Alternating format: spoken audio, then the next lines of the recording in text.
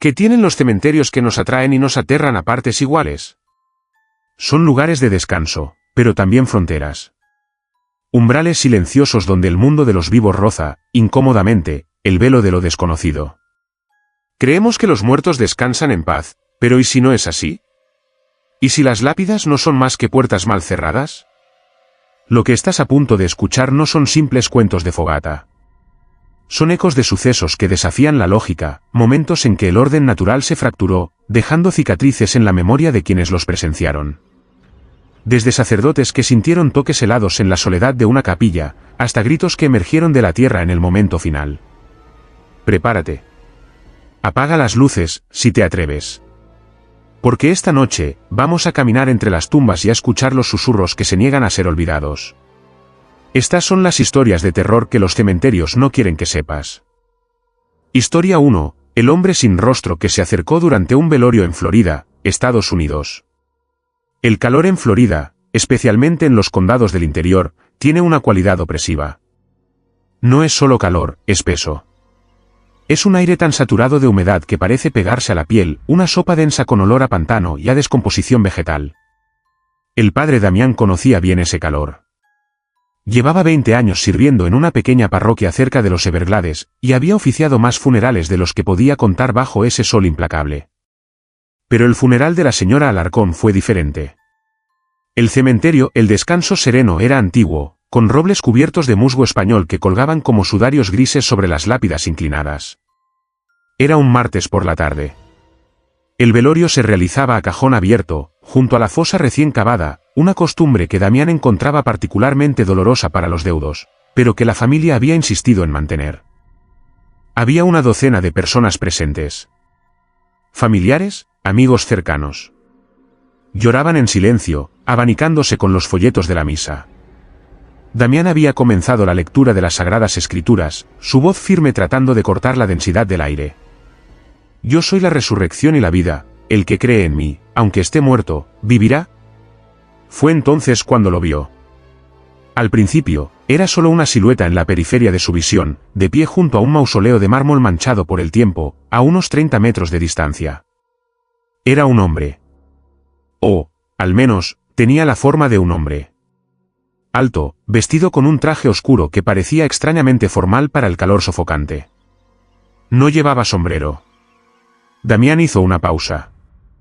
Era común que extraños asistieran a funerales, quizás amigos lejanos o personas que simplemente buscaban un momento de reflexión. Pero este hombre no se movía. No se abanicaba. No se limpiaba el sudor. Permanecía rígido, como una estatua de hierro fundido. El sacerdote continuó con el rito, pero su mirada volvía inevitablemente a la figura. Fue entonces cuando notó el segundo detalle perturbador: estaba demasiado quieto. El musgo español se mecía con una brisa casi imperceptible, las hojas de las palmeras susurraban, pero el hombre estaba inmóvil. Ni un solo músculo parecía contraerse. Un escalofrío recorrió la espalda de Damián, una sensación antinatural en medio del calor aplastante. Trató de enfocar la vista, achinando los ojos contra el resplandor. El hombre estaba de pie, de cara al grupo del funeral. Y fue entonces, con una sacudida de terror puro que casi le hizo soltar la Biblia, que Damián comprendió lo que estaba viendo. O, mejor dicho, lo que no estaba viendo.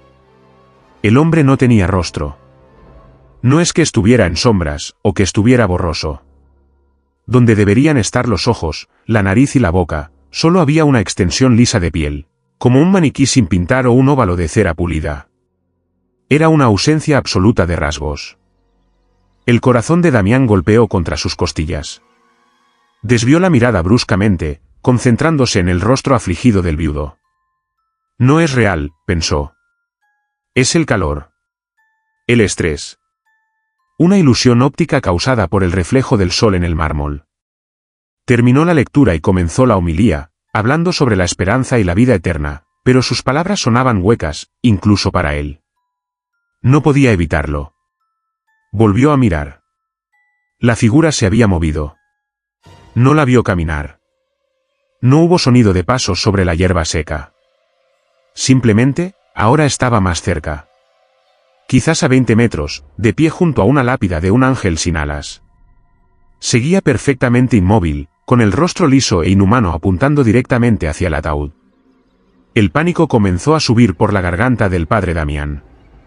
Miró a los dolientes. Nadie más parecía notarlo. La hija de la señora Alarcón lloraba sobre el hombro de su esposo. El viudo miraba fijamente el rostro de su esposa muerta. Estaban atrapados en su propio dolor, ciegos a la abominación que se había unido a ellos. Damián roció el ataúd con agua bendita, sus manos temblando visiblemente. El incienso se elevaba en espirales perezosas, luchando contra la humedad. Que las almas de los fieles difuntos, por la misericordia de Dios, descansen en paz, recitó, su voz casi un susurro. Volvió a mirar. Estaba allí. A solo 5 metros, justo detrás del último banco de sillas plegables.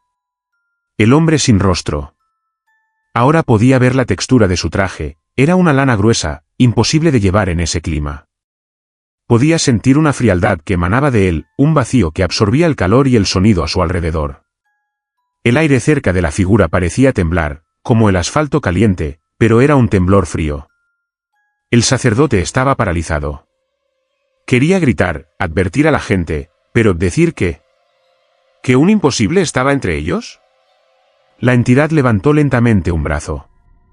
El movimiento fue antinatural, rígido, como una grúa. Su mano, cubierta por un guante negro, se extendió y se posó suavemente sobre el hombro de un joven que lloraba en la última fila. El joven se estremeció violentamente, como si le hubieran aplicado una descarga eléctrica. Dejó escapar un grito ahogado y se giró, pero no vio nada. Miró a su alrededor, confundido, frotándose el hombro. ¡Qué frío!, murmuró, lo suficientemente alto como para que Damián lo oyera. El hombre sin rostro seguía allí, con la mano extendida en el aire donde había estado el hombro del joven, antes de retraerla con la misma lentitud mecánica. Eso fue suficiente. Damián cerró la Biblia de golpe. El servicio ha concluido, anunció, su voz mucho más alta y aguda de lo normal. Los trabajadores del cementerio, que habían estado esperando a distancia, comenzaron a acercarse con el equipo para bajar el ataúd. Los dolientes, sorprendidos por el abrupto final, comenzaron a levantarse, a abrazarse, a moverse hacia la fosa. El movimiento rompió el hechizo. La gente pasó directamente a través del espacio donde había estado la figura, sin notar la bolsa de aire helado que dejó atrás. Cuando el padre Damián miró por última vez, ya no estaba. Se había desvanecido tan silenciosamente como había llegado. Esa noche, Damián no pudo dormir. Investigó en los libros más antiguos de la rectoría. No encontró nada sobre un hombre sin rostro, pero encontró advertencias oscuras sobre entidades que se alimentan del dolor. Demonios o espíritus elementales que son atraídos por la angustia humana concentrada, como la que se encuentra en un funeral. Criaturas que no tienen forma propia y que usan un reflejo humano básico, pero imperfecto, para moverse entre nosotros. El padre Damián ofició muchos más funerales en el descanso sereno, pero nunca volvió a ser el mismo. Siempre mantenía la vista en los bordes de la multitud, entre las lápidas distantes, temiendo volver a ver esa silueta alta, inmóvil, con la aterradora e inolvidable lisura de una cara que nunca fue destinada a ser. Si esta historia te ha perturbado y quieres descubrir qué otros horrores acechan en los lugares santos, no olvides dejar tu like para apoyar este contenido. Y si aún no lo has hecho, suscríbete al canal y activa la campanita. Créeme, no querrás perderte lo que viene después. Historia 2. Las flores que nunca se marchitaban en Salamanca, España. Salamanca es una ciudad de piedra dorada y sabiduría antigua. Sus catedrales y su universidad han visto pasar siglos de historia, de fe y de ciencia.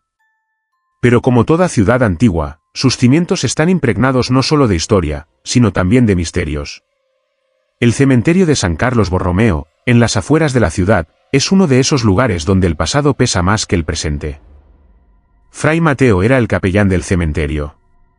Un hombre de rutinas sencillas, misa al amanecer en la pequeña capilla de piedra, un paseo matutino entre las tumbas rezando el rosario, y la supervisión de los entierros. Era un hombre práctico, que creía en Dios, en el diablo y en la absoluta finalidad de la muerte. Lo que no creía era en supersticiones. Todo cambió con la tumba de Inés de la Vega. Inés había sido una joven de la alta sociedad local, fallecida trágicamente en 1923.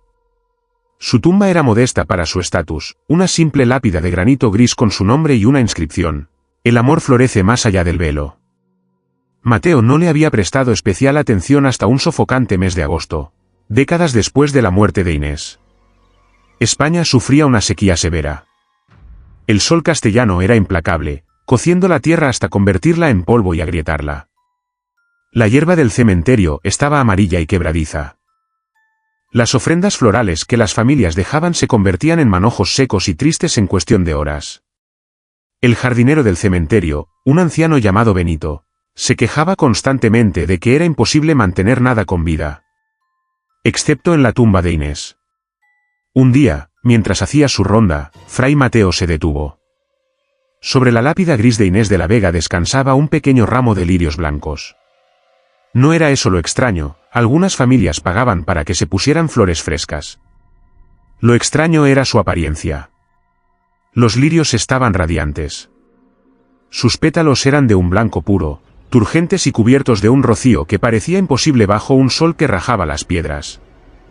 El perfume que emanaban era abrumador, dulce y fresco, ahogando el olor a polvo y a ciprés seco. Mateo frunció el ceño y tocó un pétalo. Estaba frío, casi húmedo, como si acabara de ser cortado en un jardín brumoso. Miró alrededor. No había nadie. Pensó que quizás Benito los había regado esa misma mañana. Cuando vio a Benito más tarde, le preguntó. El anciano negó con la cabeza vehementemente. Imposible, padre. No gasto ni una gota de agua en esa zona, es inútil. Además, nadie ha traído flores a esa tumba en años. Yo mismo limpié el jarrón vacío ayer. Mateo se sintió inquieto. Volvió a la tumba esa tarde. El sol de la tarde era aún más feroz.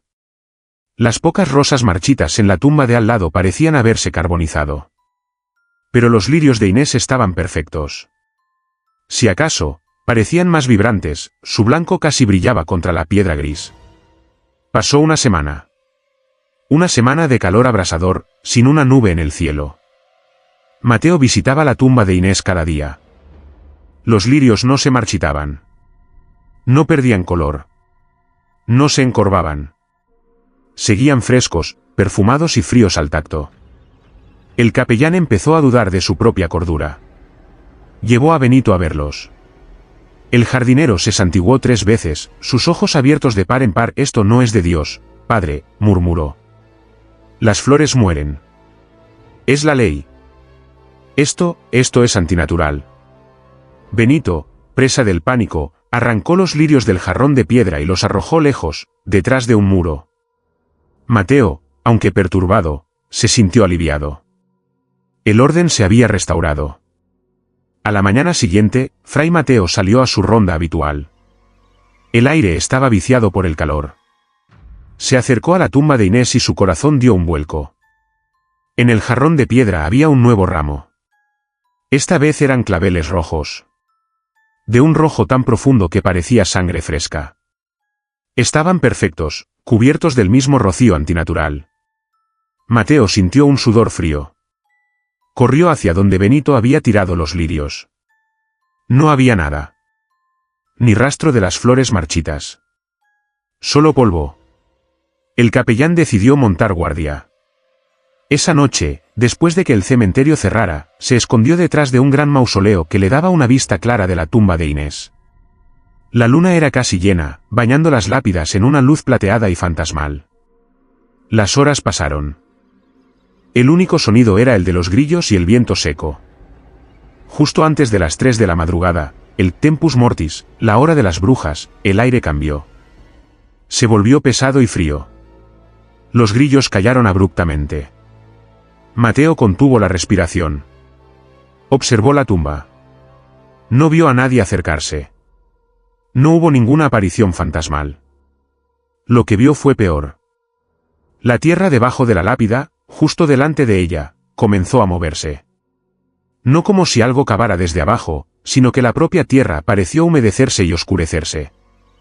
Lentamente, de la tierra seca y agrietada, brotaron unos tallos. Crecieron visiblemente, como en una película a cámara rápida. se curvaron, se formaron capullos y, en cuestión de un minuto, los capullos se abrieron, revelando un nuevo ramo de lirios blancos, idénticos a los primeros. Mateo sintió que las náuseas lo invadían. Estaba presenciando una perversión de la vida. La inscripción de la tumba resonó en su mente: el amor florece más allá del velo. Pero esto no era amor. Esto era algo voraz. Con manos temblorosas, agarró su crucifijo y salió de su escondite. Se acercó a la tumba, recitando el Padre Nuestro en voz alta. Cuanto más se acercaba, más fuerte se volvía el perfume, ahora nauseabundo, empalagosamente dulce. Las flores, sintiendo su presencia, parecieron girar. Ligeramente, pero de forma perceptible, todas las corolas se inclinaron hacia él. «Exorcízote, amnis spiritus immunde», gritó, rociando agua bendita sobre las flores. En el instante en que el agua bendita tocó los pétalos, no se marchitaron. Se incendiaron. Una llama verde y fría envolvió las flores. No hubo calor, pero sí un sonido, un siseo agudo que sonó como un grito ahogado. En segundos, las flores se redujeron a una ceniza negra y aceitosa que olía a azufre y a carne quemada. Fray Mateo huyó de la tumba. A la mañana siguiente, ordenó a Benito que cavara alrededor de la lápida y la sellara con cemento. Mientras Benito trabajaba, sus herramientas sacaron algo de la tierra, no un ataúd podrido, sino un entramado de raíces negras y gruesas, que parecían venas pulsantes, todas convergiendo bajo la piedra de Inés. Nunca más crecieron flores en esa tumba. Ni siquiera la mala hierba. El suelo alrededor de la lápida de Inés de la Vega permanece estéril hasta el día de hoy, un parche de tierra muerta en medio del cementerio, recordando a todos que hay cosas que se niegan a morir, y que siguen floreciendo con una vida que no pertenece a este mundo. ¿Empiezas a sentir el frío? Si quieres seguir explorando estos lugares olvidados por Dios, deja tu like para que sepamos que estás ahí, en la oscuridad con nosotros. Y si valoras tu alma, suscríbete al canal. El próximo grito que escuches podría ser el tuyo. Historia 3. El grito que hizo callar a todos durante un entierro en Jalisco, México. En Jalisco, el sol de mayo no perdona. Cae como plomo fundido, blanqueando las paredes de adobe del cementerio de la Santa Tierra y levantando un polvo tan fino que se mete en la garganta y en el alma. El aire vibra con el canto de las chicharras, un sonido agudo, casi histérico, que parece ser el único lamento por el hombre al que íbamos a enterrar. Su nombre era don Ramiro Valdés. Y nadie lo lloraba. Yo era uno de los 6 hombres que cargaba su ataúd. Me llamo Miguel, y si lo hacía, era por las pocas monedas que su viuda, ahora vestida de un luto riguroso que parecía más de alivio que de dolor, nos había ofrecido. Don Ramiro había sido un cacique, un hombre duro, dueño de la mitad del valle, cuya riqueza se había construido sobre la sequía de los campos vecinos y las deudas impagables. El aire en el cementerio era pesado, no solo por el calor, sino por un silencio antinatural entre los presentes. Había docenas de personas, pero nadie sollozaba. Las mujeres se cubrían el rostro con rebozos negros, pero sus ojos estaban secos, vigilantes. Los hombres se quitaban el sombrero, pero sus mandíbulas estaban apretadas. Estábamos allí por obligación, por miedo a lo que el fantasma de don Ramiro pudiera hacer, incluso muerto. El padre Ernesto, un hombre flaco y nervioso, leía el rito fúnebre. Su voz temblaba, ahogada por el calor y, sospecho, por el miedo. Había tenido muchas disputas con don Ramiro por las tierras de la iglesia. Verlo ahora, rezando por el alma del hombre que lo había amenazado, tenía un aire de ironía macabra. Llevamos el féretro desde la pequeña capilla hasta la fosa abierta. Era un ataúd de caoba importada, pesado, obscenamente lujoso para la tierra seca que lo esperaba. Cada paso era un esfuerzo. Sentía el sudor correr por mi espalda y el peso del ataúd hundiéndose en mi hombro. Parecía pesar más de lo que debería. Mucho más. Llegamos al agujero. La sepultura era una herida rectangular en la tierra roja y apelmazada. Los sepultureros, con los rostros curtidos por el sol, esperaban con las palas clavadas en el montículo de tierra. Comenzó el momento final. El padre Ernesto tomó el hisopo y lanzó agua bendita. «Dale, Señor, el descanso eterno», murmuró. Pasamos las cuerdas gruesas por debajo del ataúd para comenzar el descenso. 4 de nosotros nos encargamos de las cuerdas, 2 en la cabecera, 2 a los pies. El ataúd se balanceó ligeramente mientras lo levantábamos de nuestros hombros y lo colocábamos sobre el abismo. El silencio se hizo absoluto. Incluso las chicharras parecieron callar. El único sonido era el crujido de las cuerdas tensas y la respiración contenida de los presentes. El padre Ernesto levantó la mano para la bendición final.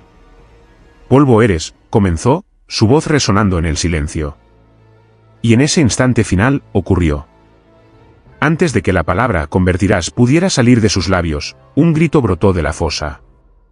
No fue un grito humano. No fue el lamento de un animal. Fue un alarido gutural, un rugido que pareció emerger de las profundidades de la tierra misma. Un sonido metálico, como de 1000 voces gritando en agonía. Un eco de furia y de dolor indescriptible que salió de dentro de la sepultura. El mundo se congeló. El padre Ernesto se quedó con la mano levantada, su rostro pálido como la cera. La viuda de don Ramiro abrió la boca, pero ningún sonido salió. Uno de los sepultureros soltó su pala, que cayó al suelo con un estruendo metálico que resonó como un disparo. El grito duró apenas 3 segundos, pero se sintió como una eternidad. Arañó el aire, hizo vibrar la tierra bajo nuestros pies y luego se cortó, tan abruptamente como había comenzado. Lo que siguió fue un silencio más aterrador que el propio grito. Un vacío total. Nadie se movía. Nadie respiraba. Estábamos todos paralizados, unidos en un terror colectivo. Entonces, el pánico rompió el hechizo. Impulsados por un terror ciego, los hombres que sosteníamos las cuerdas las soltamos. Todos al mismo tiempo. No fue una decisión consciente, fue un reflejo. El ataúd de caoba cayó. Se desplomó los 2 metros que le faltaban y golpeó el fondo de la fosa con un golpe sordo, un tump final y pesado que sonó a sentencia. La viuda soltó un único chillido agudo. El padre Ernesto, recuperándose, comenzó a recitar el Padre Nuestro a una velocidad imposible, tartamudeando, sus ojos fijos en el agujero oscuro. «Ciérrenlo», gritó alguien. «Tápalo ya». Los sepultureros, pálidos como fantasmas, no necesitaron que se lo dijeran 2 veces. Atacaron el montículo de tierra con una furia desesperada. El sonido de las palas golpeando la tierra seca fue frenético, violento. Querían borrar lo que habían oído, sellar la abominación bajo la tierra. La tierra llovía sobre la caoba pulida. Pa, pa, pa. El sonido era casi tan ensordecedor como el silencio que lo precedió. Nadie más dijo una palabra. La multitud se dispersó antes de que la fosa estuviera medio llena. Huyeron del cementerio, sin mirar atrás. Nosotros, los portadores, nos quedamos solo el tiempo suficiente para recoger nuestro pago de manos temblorosas del mayordomo de la viuda. Nunca se habló abiertamente de lo que pasó en el entierro de don Ramiro.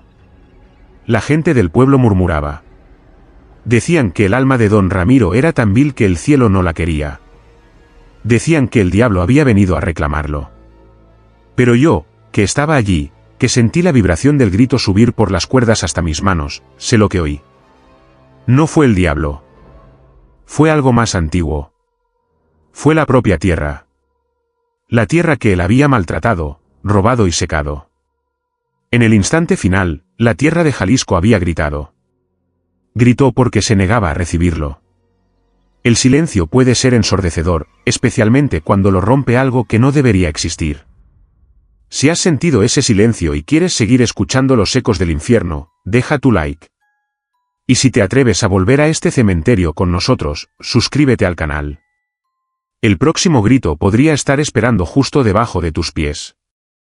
Historia 4. La mano que tocó el hombro del sacerdote en Colorado, Estados Unidos. El invierno en las montañas rocosas de Colorado no es un invierno, es un asedio. Es un aislamiento de nieve profunda y un viento que aúlla con una voz humana, un viento que parece tener memoria. El padre Thomas era el único custodio de la capilla de Nuestra Señora de las Nieves, una iglesia de piedra y madera construida por mineros en el siglo XIX, con un pequeño cementerio anexo que llevaba más tiempo cerrado que abierto. Era finales de enero. Una ventisca había aislado la capilla durante 3 días. Thomas estaba completamente solo. El pueblo más cercano, Silver Creek, estaba a 15 kilómetros de caminos intransitables. Su única compañía era el crujido de la madera vieja, el silbido del viento en la chimenea y los santos de madera que lo observaban desde el altar. La soledad no le molestaba, la buscaba. Pero esa noche, la soledad se sintió diferente. Se sintió observada. La capilla era antigua, y su tarea de esa noche era organizar el archivo parroquial en la sacristía, un pequeño cuarto frío detrás del altar.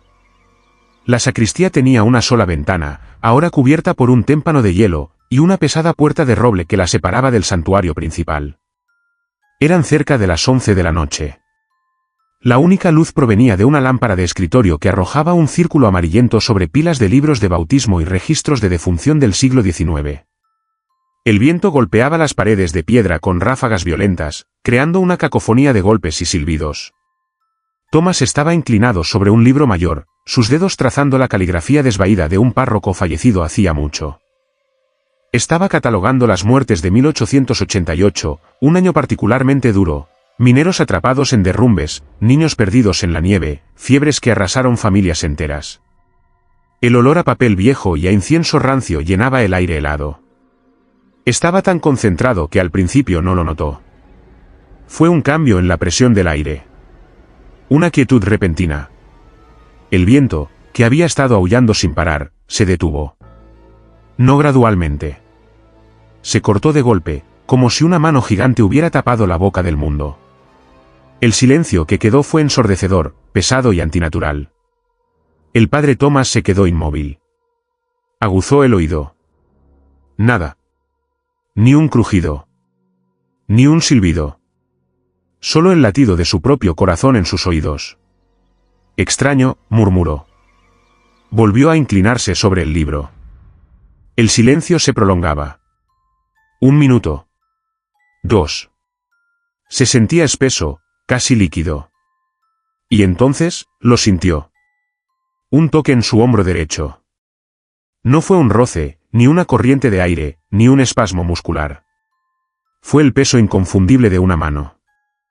Una mano grande, pesada, con dedos definidos que se posaron sobre la tela gruesa de su sotana. Y estaba helada.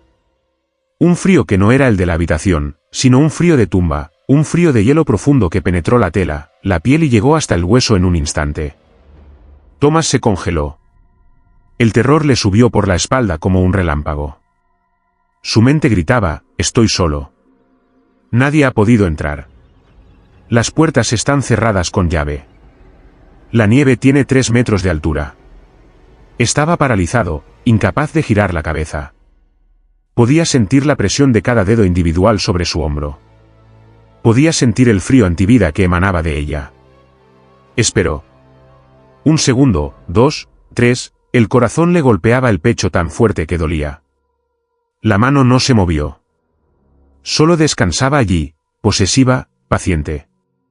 Con un grito ahogado que fue mitad oración y mitad terror, Thomas se giró violentamente, apartándose de la mesa y cayendo hacia atrás contra una estantería de casullas. No había nadie. La sacristía estaba vacía. La única puerta, la que daba al santuario, estaba cerrada, tal como la había dejado. La ventana seguía sellada por el hielo. Estaba jadeando, su aliento formando nubes blancas en el aire frío. Se tocó el hombro. La tela de su sotana estaba helada al tacto, como si le hubieran aplicado un bloque de hielo, y permaneció fría durante casi 1 minuto. Es el estrés. La soledad. El viento intentó racionalizar, aunque su cuerpo sabía la verdad. Trató de calmarse. Se levantó, sus piernas temblando. Decidió que era suficiente trabajo por esa noche. Apagó la lámpara de escritorio, sumiendo la sacristía en la oscuridad, y abrió la pesada puerta para regresar a la iglesia principal. El santuario estaba oscuro, iluminado solo por la débil luz roja de la lámpara del sagrario. Pero algo estaba mal. El frío que había sentido en su hombro ahora parecía llenar toda la iglesia. Era un frío que no tenía que ver con la temperatura, sino con la ausencia. Y entonces lo escuchó. Un sonido que venía del cementerio, justo al otro lado de la pared norte. Al principio, era bajo, casi inaudible. Un tum, tum, tum, rítmico y pesado. Thomas se detuvo en el pasillo central, entre los bancos vacíos. El sonido se hizo más claro. Era el sonido inconfundible de alguien caminando sobre nieve profunda. Pasos pesados, laboriosos. Crunch, pausa, crunch, pausa. Un excursionista perdido, pensó, aunque la idea era absurda. Nadie podría estar ahí fuera con esta ventisca. Y el viento seguía en un silencio sepulcral. Se acercó a una de las ventanas altas del santuario, limpiando un pequeño círculo en el vaho que cubría el cristal. Miró hacia afuera. La luna, aunque oscurecida por la nevada residual, arrojaba una luz gris y enfermiza sobre el cementerio. Las lápidas eran apenas montículos bajo la nieve profunda. Al principio no vio nada. Solo el paisaje blanco e inmóvil. Entonces, una figura se movió. Emergió de detrás del mausoleo de la familia Grieve, el más grande del cementerio. Era un hombre. O al menos, tenía la forma de un hombre. Era alto, corpulento, y vestía ropas oscuras que parecían ser de otra época. No llevaba abrigo, a pesar del frío asesino. Estaba caminando. Pero no sobre la nieve. Se estaba moviendo a través de ella. La nieve le llegaba hasta el pecho, pero avanzaba con una fuerza implacable, pesada, como un rompehielos abriéndose paso. Y se dirigía directamente hacia la capilla. Crunch utum, crunch utum. El padre Thomas retrocedió de la ventana, el horror helando sus venas. Corrió hacia la puerta principal de la iglesia, una doble puerta de roble macizo asegurada con una pesada barra de hierro.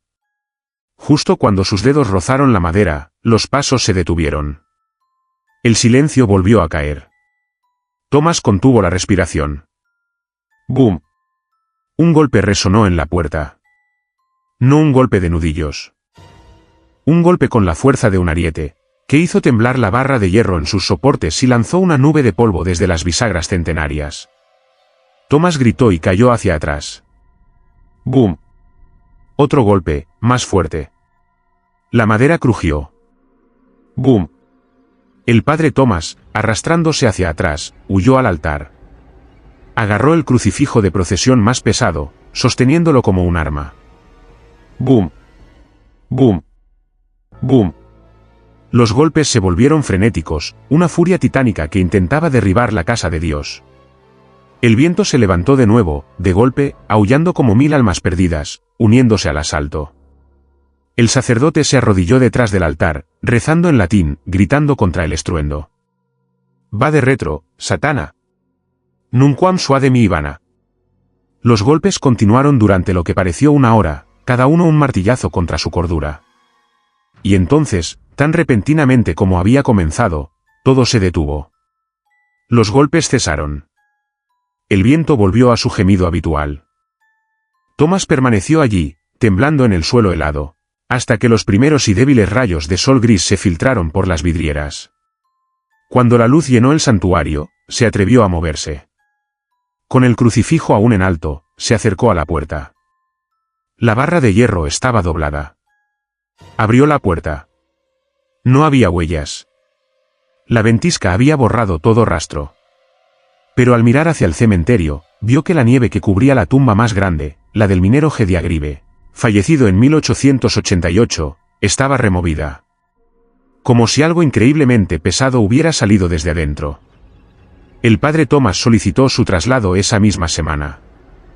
Nunca volvió a la capilla de Nuestra Señora de las Nieves. Y hasta el día de su muerte, juró que podía sentir el frío fantasmal de esa mano en su hombro, un recordatorio de que estaba solo, pero nunca del todo. Algunas puertas no deben abrirse.